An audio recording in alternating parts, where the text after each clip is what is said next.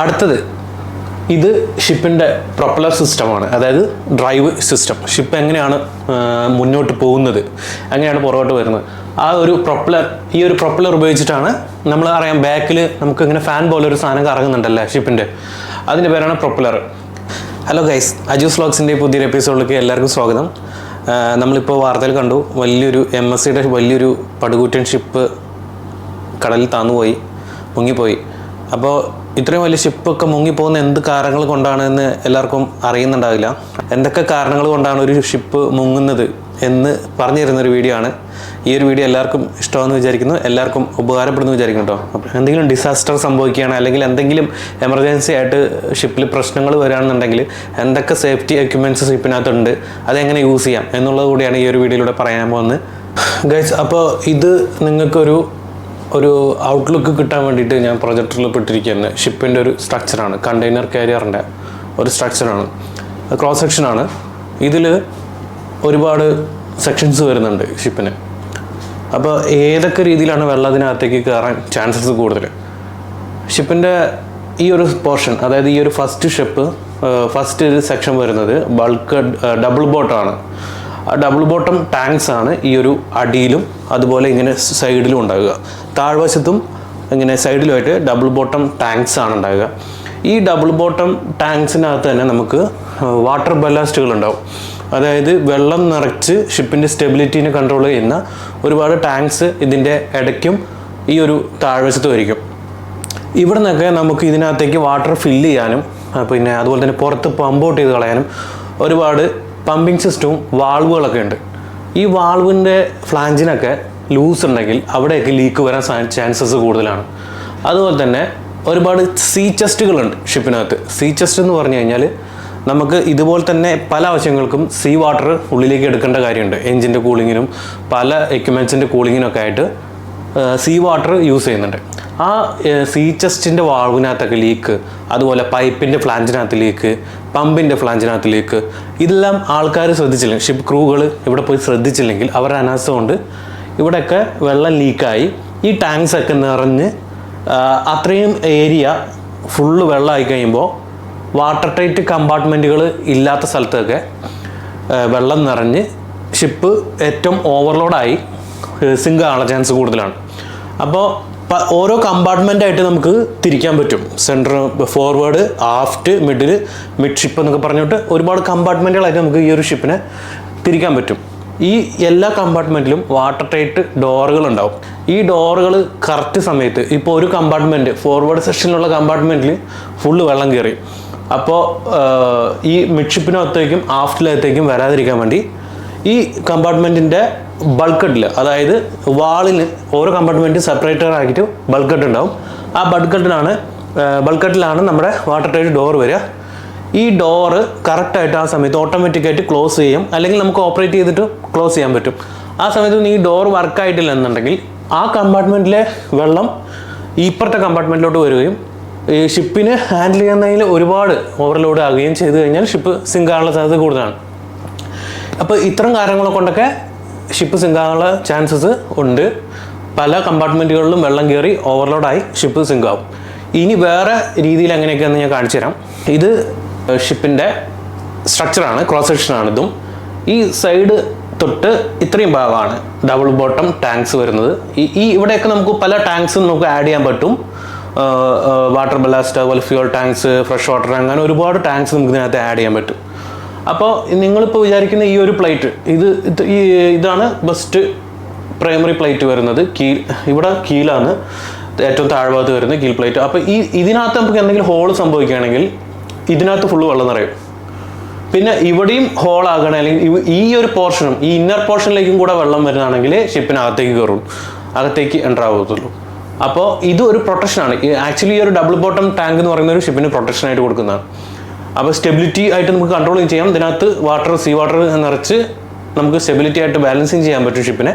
Plus ഷിപ്പിൻ്റെ സേഫ്റ്റിയും കൂടെയാണ് കൊടുക്കുന്നത്. Okay, അപ്പോൾ ഇതിനകത്ത് വെള്ളം കയറി കഴിഞ്ഞാൽ ഈ ഇന്നർ പോർഷനകത്തോട്ട് കയറാതിരിക്കാൻ വേണ്ടിയിട്ടാണ് ഇങ്ങനെ ഒരു ഡബിൾ ബോട്ടം ടാങ്ക് കൊടുക്കുന്നത് ഷിപ്പിൻ്റെ പ്രൊട്ടക്ഷന് വേണ്ടിയിട്ട്.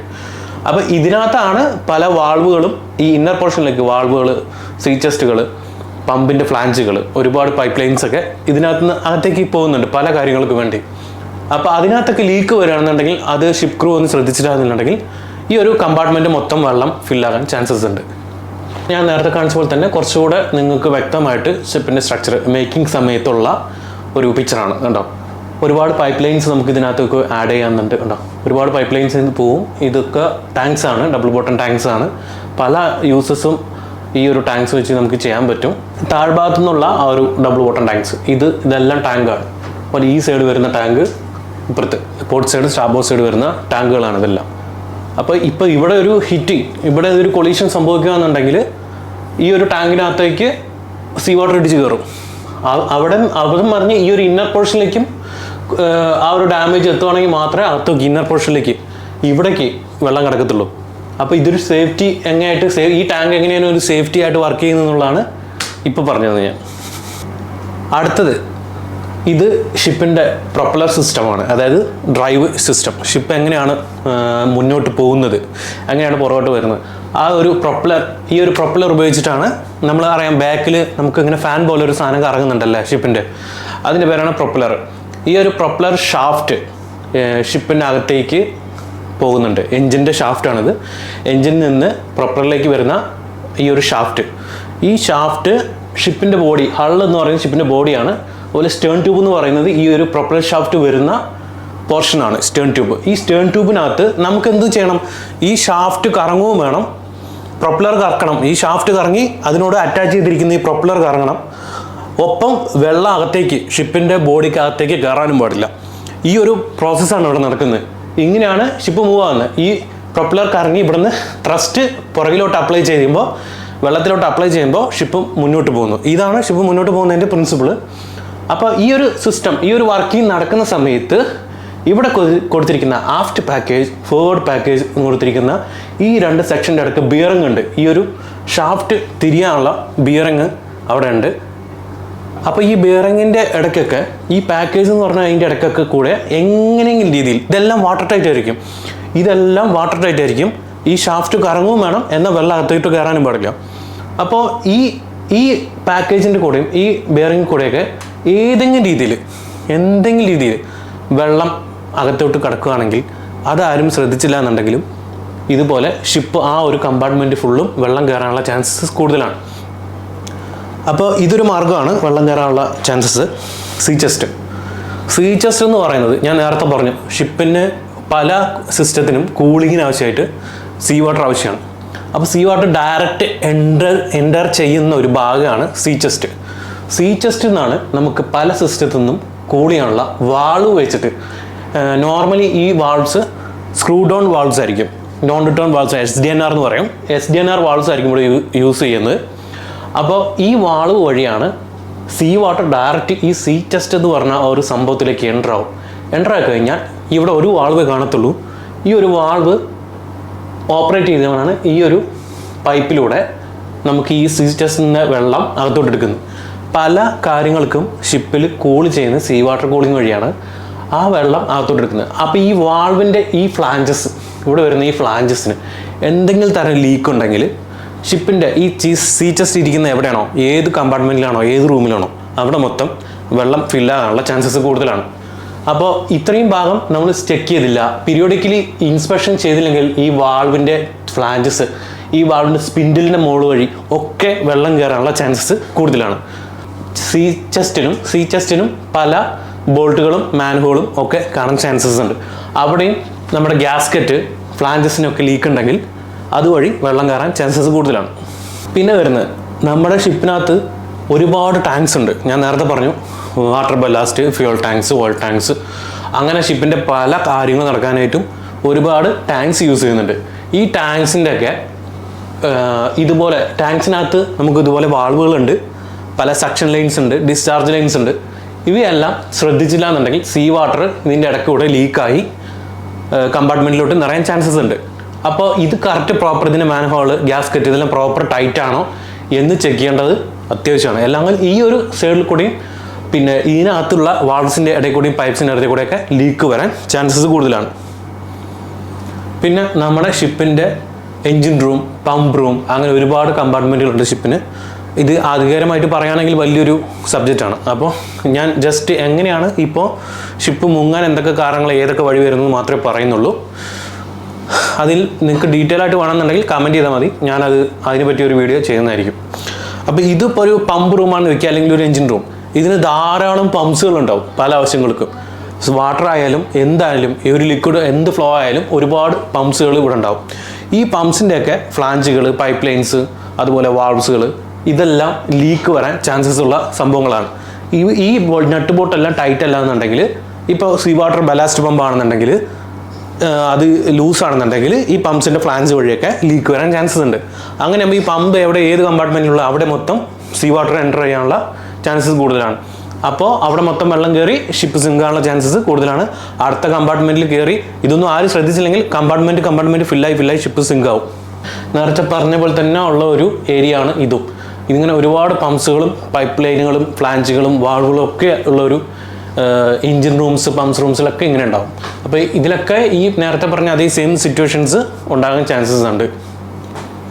പിന്നെ വേറൊരു കാര്യം, നമ്മൾ ഷിപ്പിൽ ലോഡ് കയറ്റുന്ന സമയത്ത് ഇപ്പോൾ കണ്ടെയ്നറാണ്, അല്ലെങ്കിൽ കാർഗോ ഷിപ്സ് ആണ്, പിന്നെ കോൾ കാരിയറാണ്, ഏതൊരു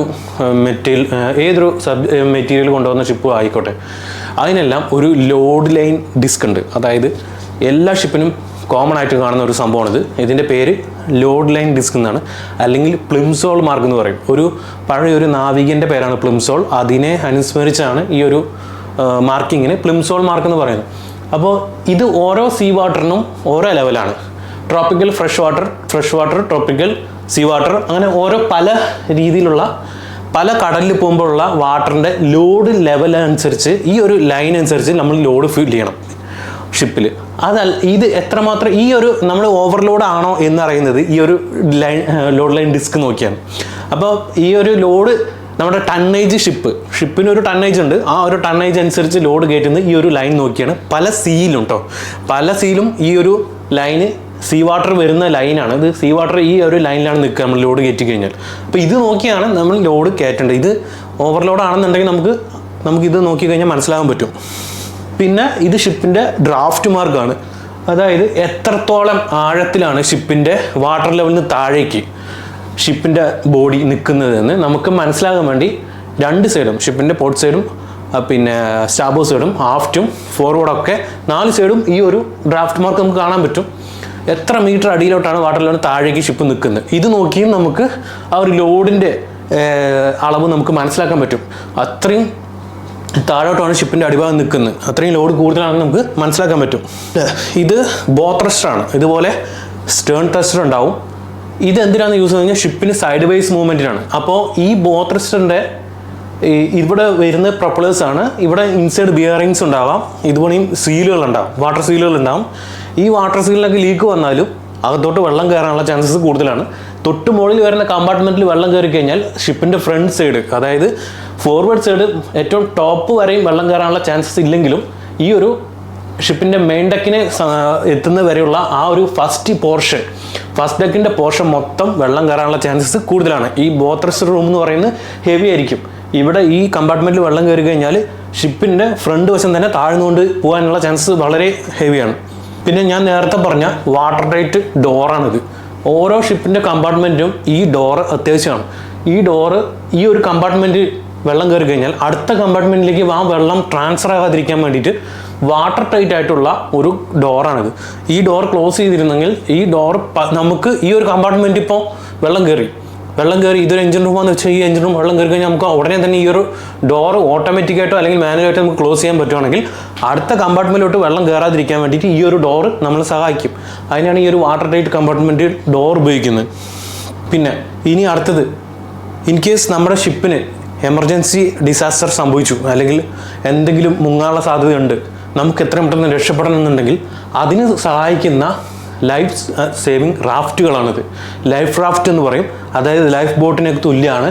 ഈ ഒരു സംഭവം ഇതിൻ്റെ ക്ലിപ്പുകളൊക്കെ റിമൂവ് ചെയ്ത് വെള്ളത്തിലോട്ട് തള്ളിയിട്ടാൽ ഓട്ടോമാറ്റിക്കായിട്ട് അതൊരു ബോട്ടായി മാറും, അല്ലെങ്കിൽ ഒരു ടെൻറ്റ് പോലെ ആയി മാറും. അതിനകത്ത് നമുക്ക് എത്ര ദിവസത്തിന് ഭക്ഷിക്കാനുള്ള അത്യാവശ്യം എമർജൻസി ഫുഡ്, വാട്ടർ, ടോർച്ച്, അങ്ങനെയുള്ള സാധനങ്ങളൊക്കെ ഇതിനകത്ത് സ്റ്റോറാണ്. അത് എത്രയോ വർഷത്തേക്ക് ആയിട്ടുള്ള ഒരു പാക്കേജാണ് അതിനകത്ത് ഉണ്ടാവുക. അപ്പോൾ ഇത് വെള്ളത്തിലേക്ക് പോകണം ഓട്ടോമാറ്റിക്കായിട്ട് തന്നെ ആ ഒരു ബോട്ട് അല്ലെങ്കിൽ ടെൻ്റായിട്ട് മാറും. പിന്നെ ഇത് ലൈഫ് ബോട്ടാണ്. നേരത്തെ പറഞ്ഞ പോലെ രീതിയിൽ വെള്ളത്തിലേക്ക് വീണ് തന്നെ ഓട്ടോമാറ്റിക് ആയി മാറുന്നൊരു സെറ്റപ്പല്ല. ഓൾറെഡി ലൈഫ് ബോട്ടായിട്ട് നമുക്കൊരു ചെറിയൊരു ക്രെയിനകത്ത് ഇത് തൂക്കിയിട്ടിരിക്കും.